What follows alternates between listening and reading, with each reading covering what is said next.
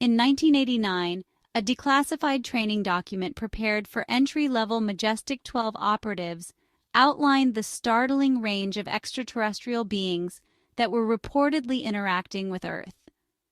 Far from science fiction, this material was intended as a briefing for new recruits, categorizing the types, behaviors, and possible intentions of non-human intelligences known at the time.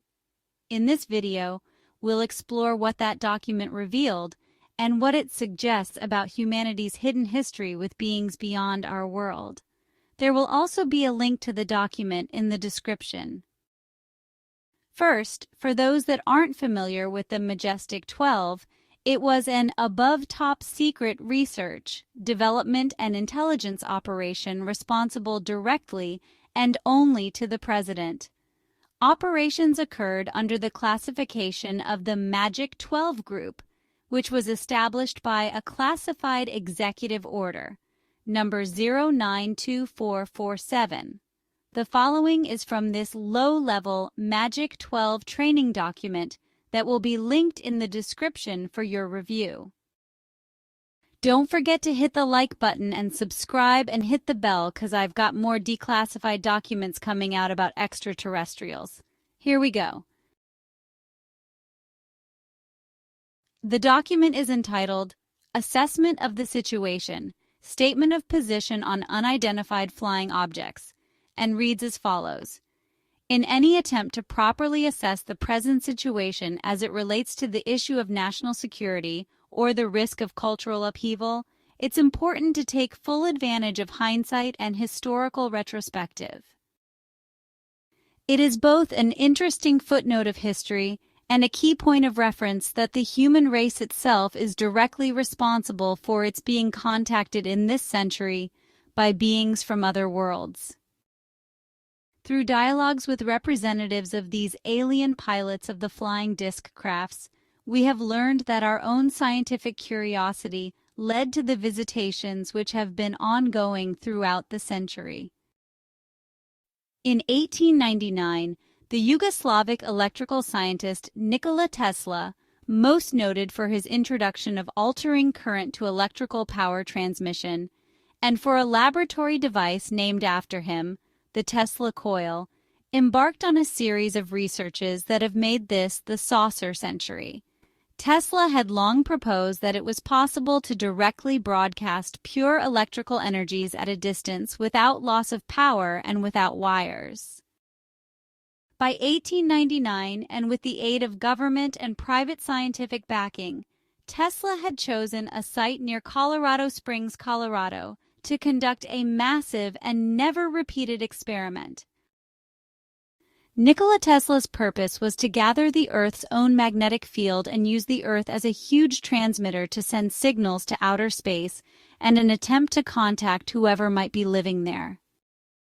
Tesla had no idea that the specific type of power he had generated was coursing through space and caused great havoc many light years away. Modern science has all but forgotten Tesla's work.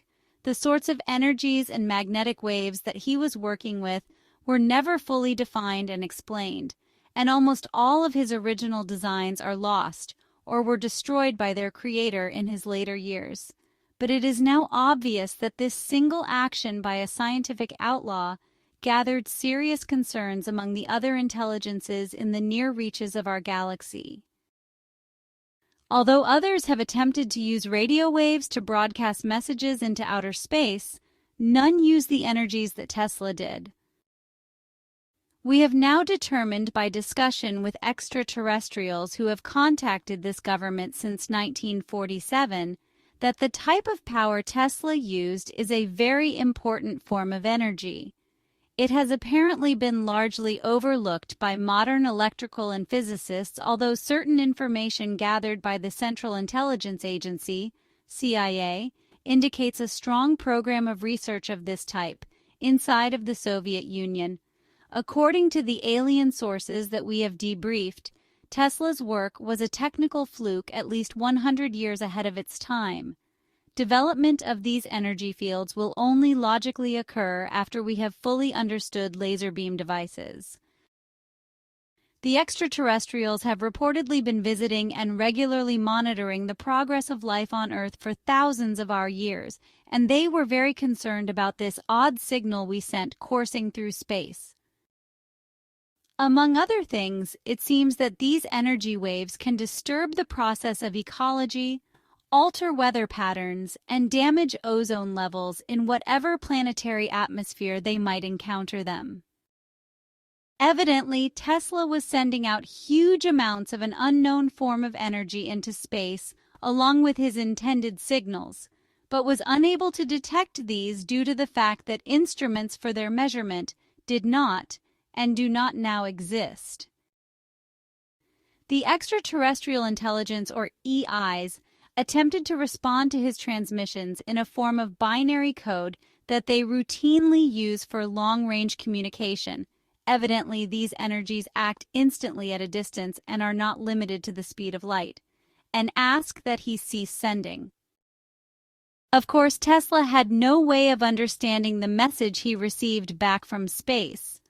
Fortunately, the anger of local residents at the side effects of his research forced him to shut down the Colorado Springs experiments in the same year he began them. This, then, was the actual start of the so-called flying saucer age in our times. As it became clear that our people were on the verge of an explosion of technical progress, the EIs decided on a long-term program of carefully calculated and seemingly random contact, with the eventual goal of raising our awareness of our place in the galactic community. With the advent of the atomic age, this program was escalated to include eventual diplomatic contact with many of Earth's governments. The same approach of staging apparent accidental contact was chosen for its low psychological impact on the human race.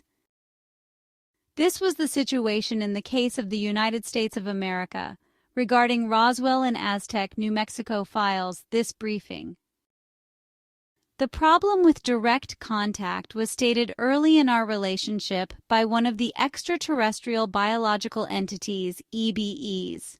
Right now, there are people on this planet who do not know that your moon circles your world, or how long it takes your world to orbit your star or sun.